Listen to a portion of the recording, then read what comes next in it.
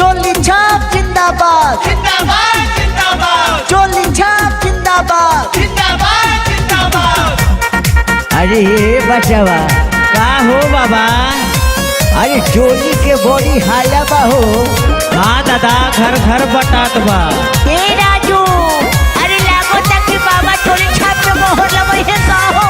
हाँ हाँ भैया, होली में काम हो जाई, नेताजी के नाम हो जाई।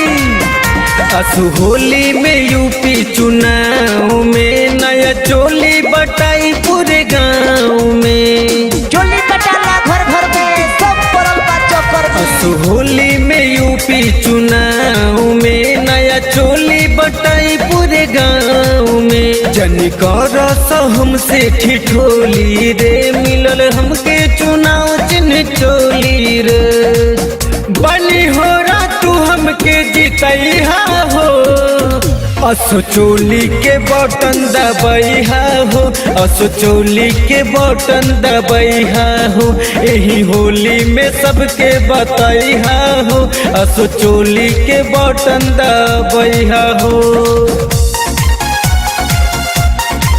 अरे गोधा बाबा, अरे अशोक होली में चुनाव चिन्ह चोली छाप रे मर दे कचकचा के वोट मारल ले मजा आ गई हो।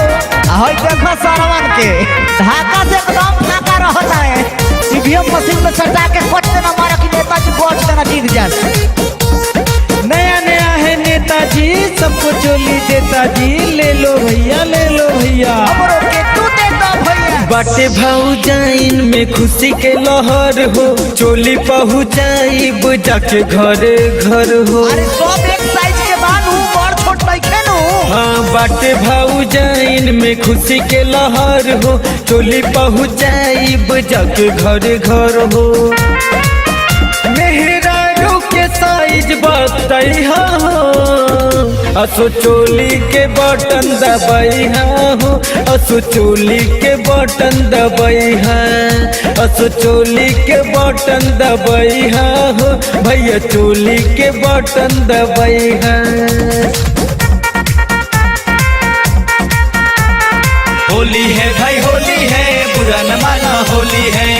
हर समस्या का समाधान होगा, गरीबों का काम होगा और हमारे नेताजी का नाम होगा।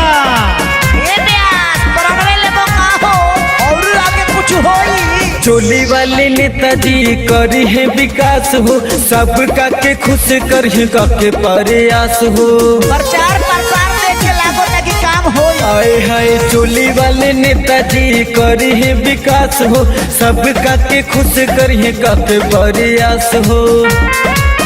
भैया सरवण के अब की जीतैहा हो, असो चोली के बटन दबैहा हो, असो चोली के बटन दबैहा, असो चोली के बटन दबैहा हो। भैया चोली के बटन दबैहा।